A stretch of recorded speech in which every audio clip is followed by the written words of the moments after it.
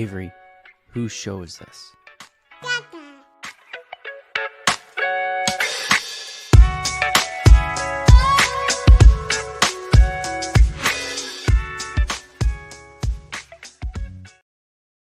And we're live. Welcome everybody here to the Lakers Lounge podcast. It was going to be a lowdown. I was heading towards nothing but, my thoughts on Anthony Davis wanting to shoot more threes, or the Lakers wanting him to shoot more threes, and some other stuff or whatever. But then I texted Matt and I said, you have to say nice things about Anthony Davis. And preferably, if you want to do it on the show, you can do it on the show. Matt, being the sport that you are, Matt Moore, that is, of the Action Network, said,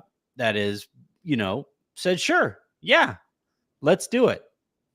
Matt has no idea it's my birthday, so I'm going to consider it a birthday. I'm going to consider it a birthday prize, a surprise. So, Matt, thank you very much for hopping on. I asked you if you could come on here to say nice things about Anthony Davis. Does that mean I get like 30 seconds of your time, or like how are we going to do this? I mean, I will say nice things about Anthony Davis for about the same number of games that he will continue to play at this level. So we're done now. We're done. we made it to 124. We made it to, not counting the intro, which means we made it to 115. And I spoke that entire time. Happy birthday, man. Thank you. 38 feels old. Like 38 just sounds old. I thought 37 was a little weird last night. 38 now is just old. But thank you. I appreciate it. Let's dive on into it, because I don't have you as long as I typically do. Last night, AD played against a tough physical front court.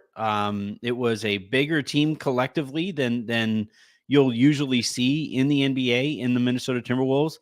I do think we need to offer up the disclaimer that the Wolves are still very clearly kind of going through their steps and learning this new existence without Cat and with Julius Randle and with Dante DiVincenzo.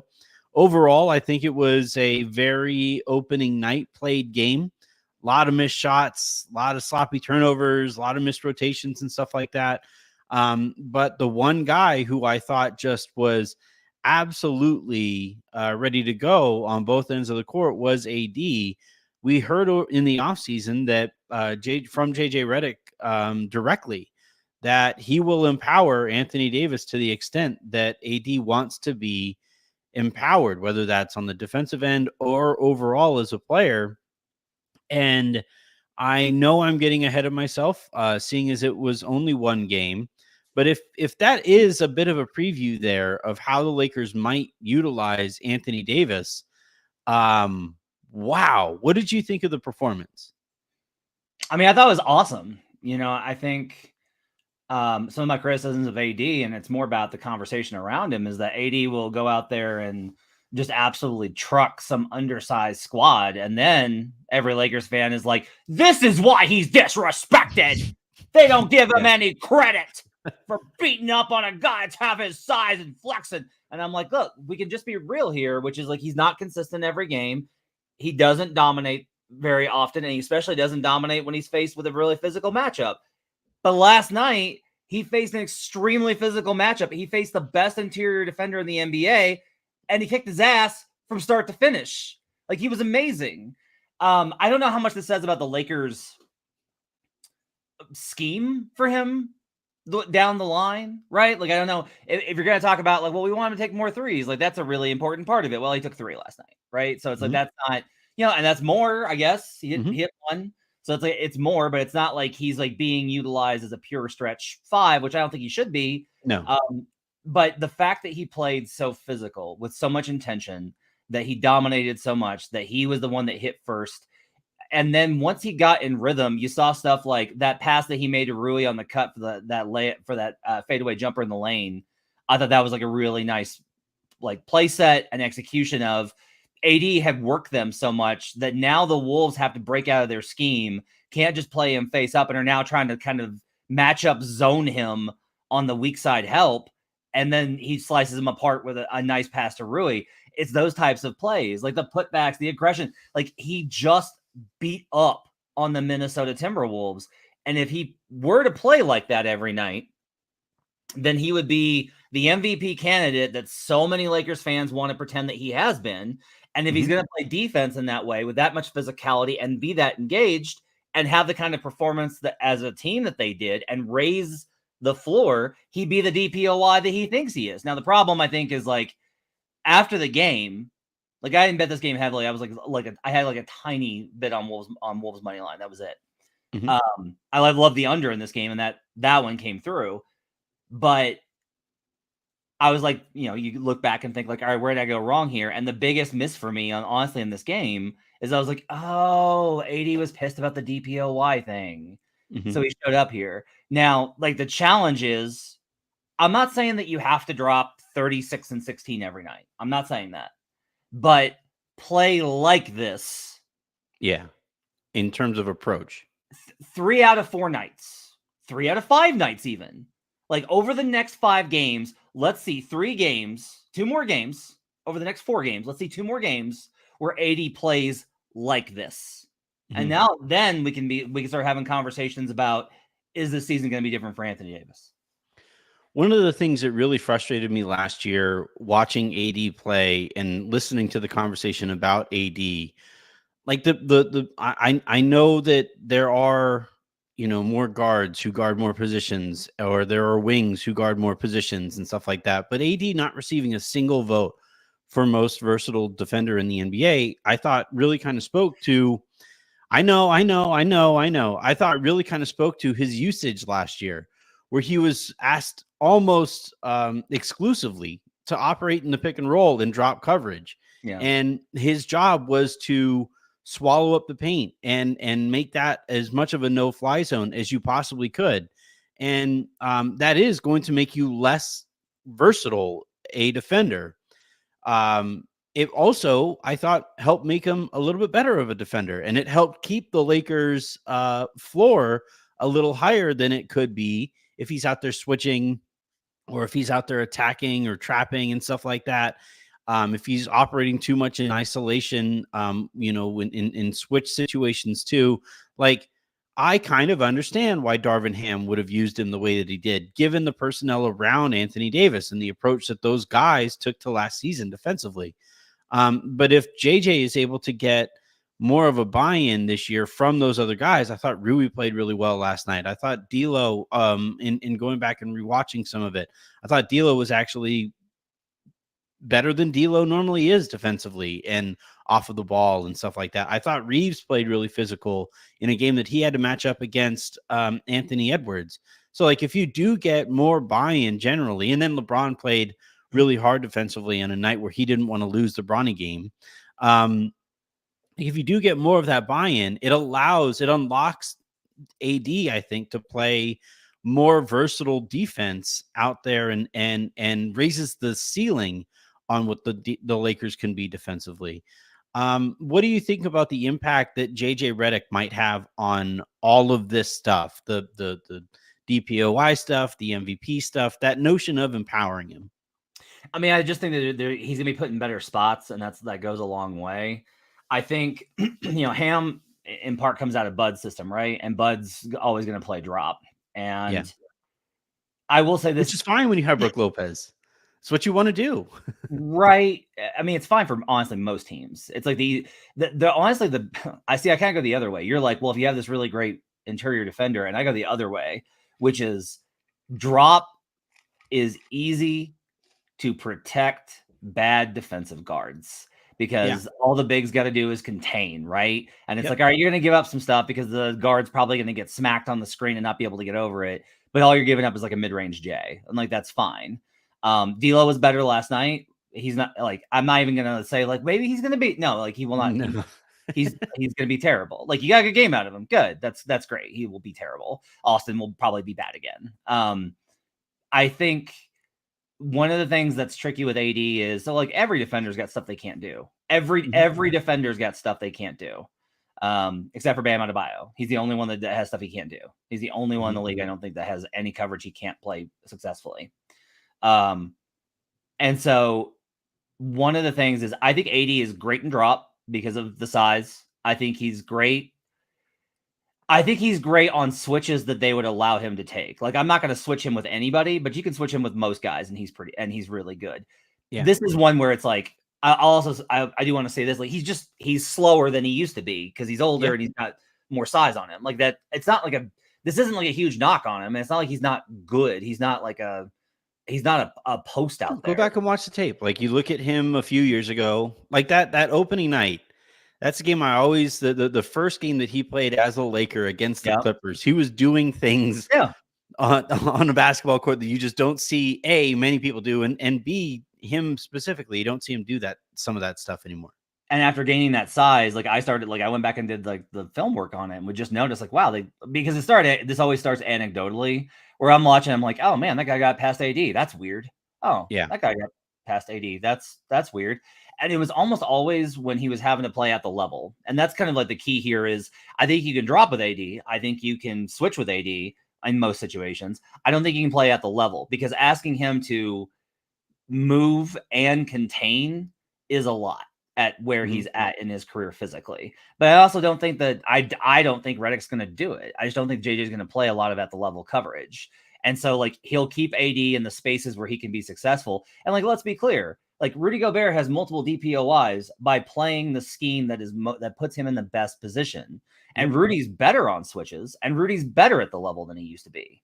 Like he's gotten way better in those areas. He's been outright great in those areas too over the last couple of years, but he's still best in drop. And so if you can just keep guys out of bad situations, that's going to help them kind of have the highest impact. It's like the great principle.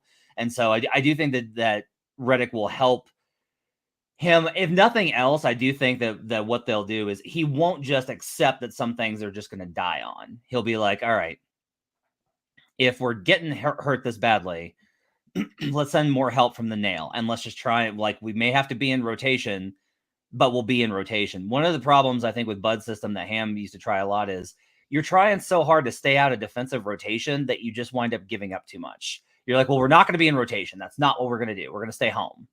Okay. But you can't really dictate that. Like sometimes you have to be flexible in what you're allowing. I think that's the biggest thing with Redick is like, he's going to be really flexible with game planning. And I think that'll help a lot. Yeah, and we saw it in the preseason where he was scheming specifically for teams, even in the preseason. And Darvin at times didn't feel like was scheming specifically for teams in the playoffs. I think this extends also to the offensive side of the ball, where you watch last night's approach offensively for the Lakers. And there's a lot more focus on getting the ball to AD in motion, getting the ball to LeBron in motion, and making those guys more dangerous, going up against a defense that is moving and that isn't just, solely focused. Like last year and over the last couple of years, the Lakers would start every game with some like cross screen or some pass over to the left wing. And then AD would just kind of like meander over to the left block, and he would get the ball there in the left post. And it was always like, well, Darvin would, always say, we got to get AD going. And then you would get AD going, and then he would disappear in the fourth quarter because those kinds of plays become pretty easy to predict and, very easy to scheme for over the course of the game.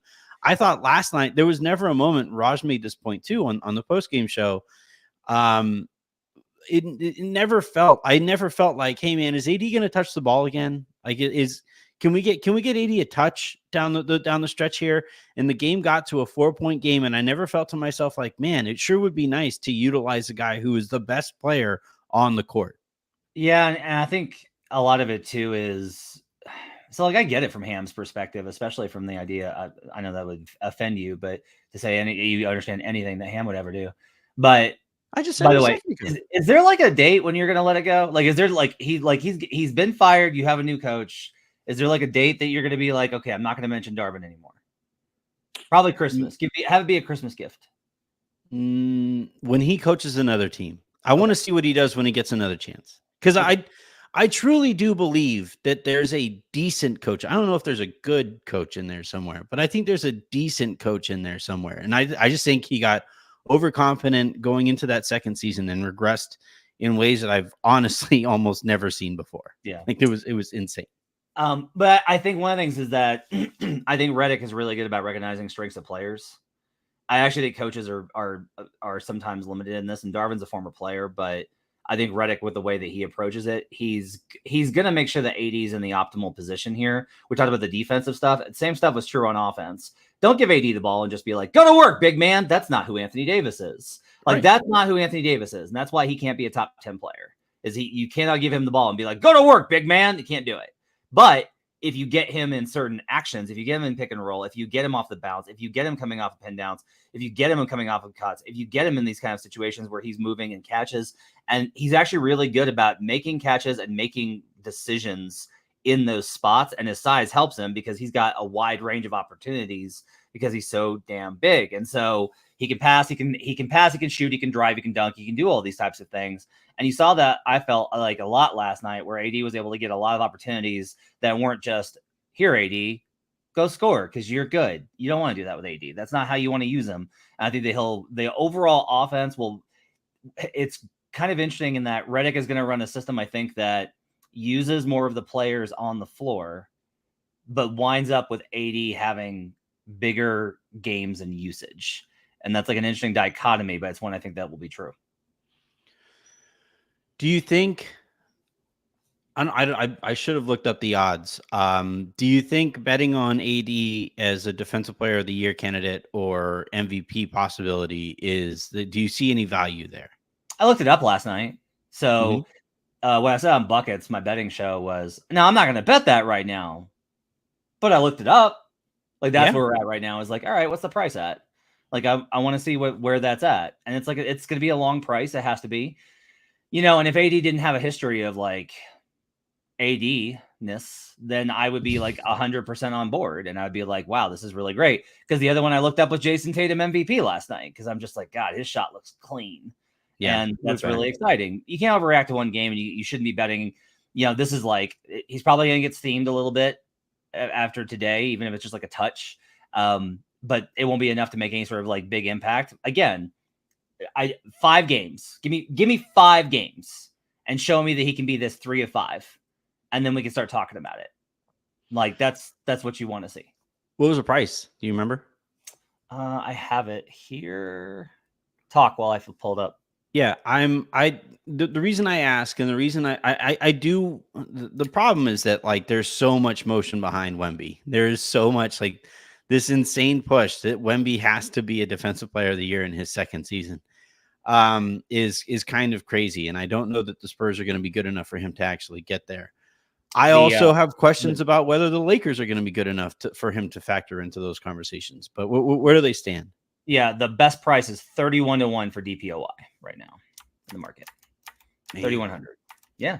I mean, it's a long number, and it's, I think a lot of it's built off of, it was talked about last night on the broadcast of, you can't have a mid-ranked defense and be DPOY. Now, the framing of that, unless you're Victor Wembanyama. Well, no, because so the trick with that is that after they went to, when they played Victor at center and they stopped messing around on January, the Spurs like flirted with a top 10 defense. I think they may have finished 12th.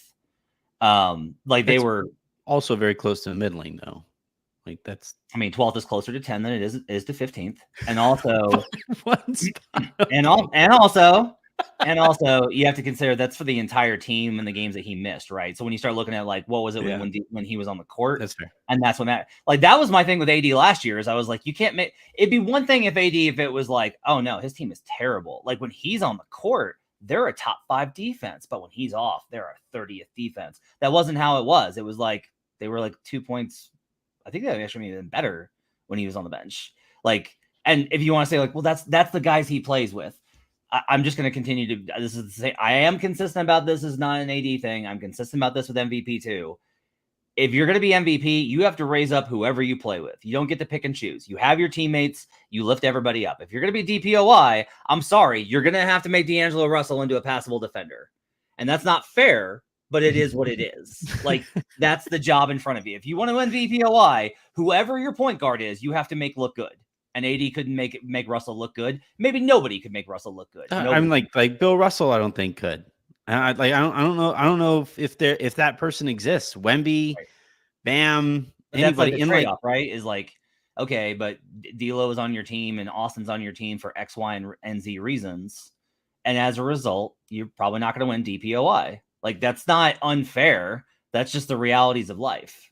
It's a little unfair. It's not unfair. I don't really love the term fair or unfair or anything like that.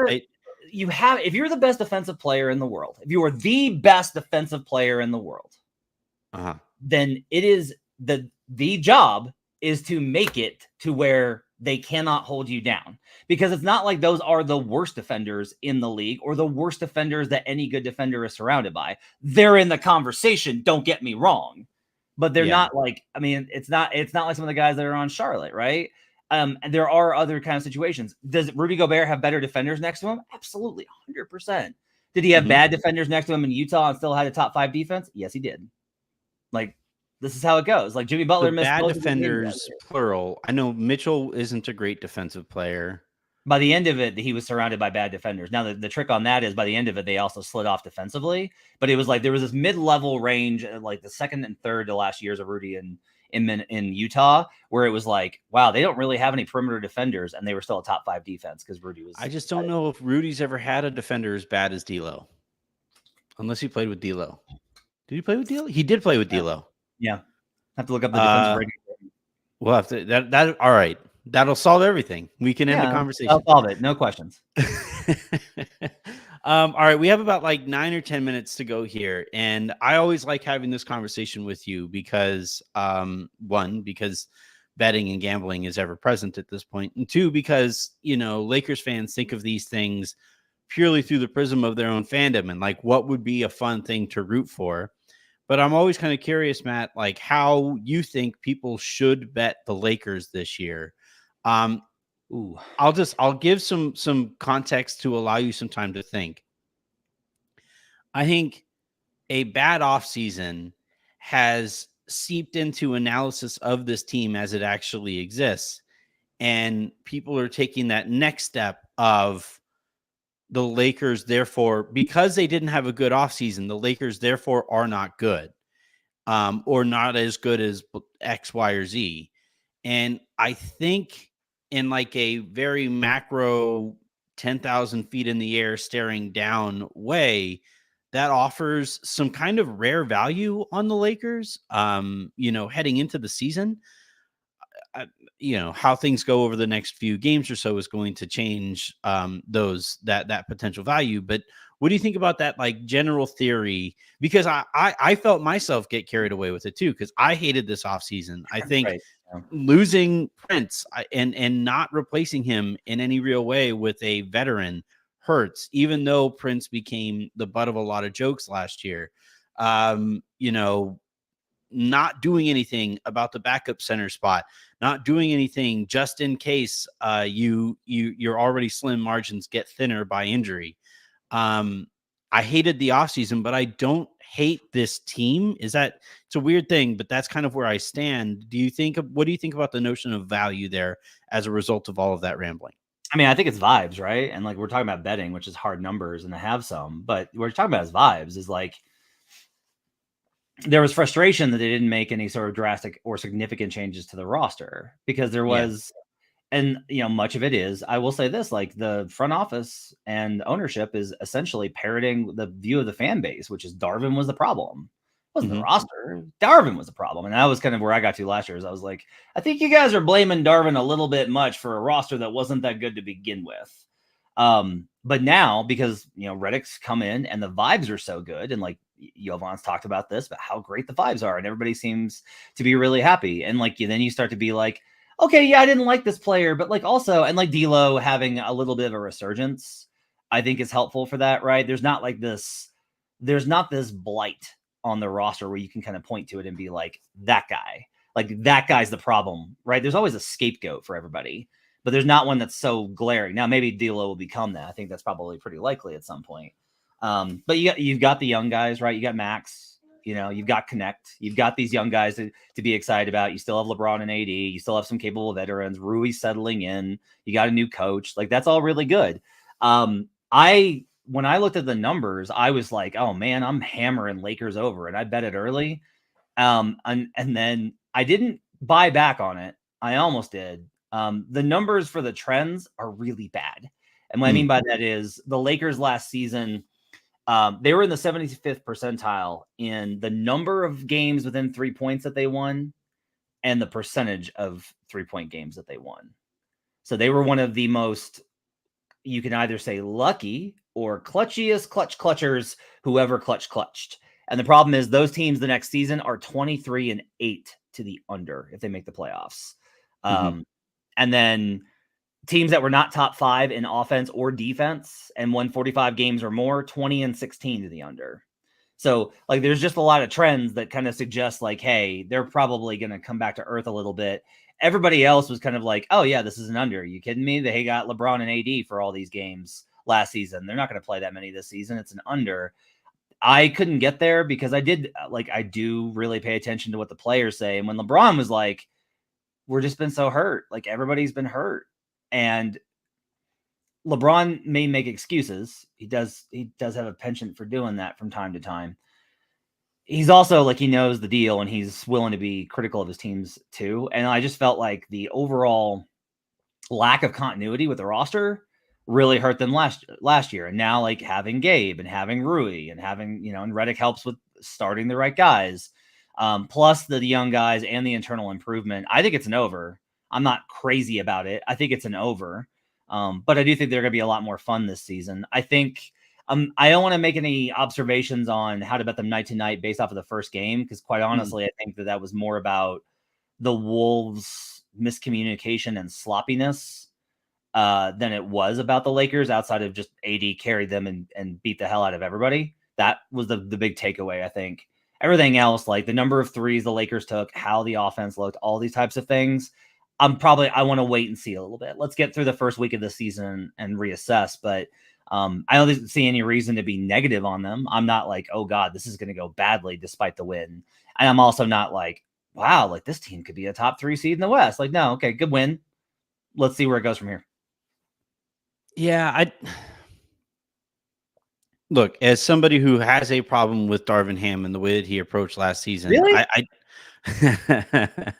I will also admit that like the roster isn't great. That's why I hated this offseason so much. Is you lost in a gentleman's sweep in the first round last year. Clearly, there are some issues with the roster that extend beyond Darvin Ham, and those issues went unaddressed this year.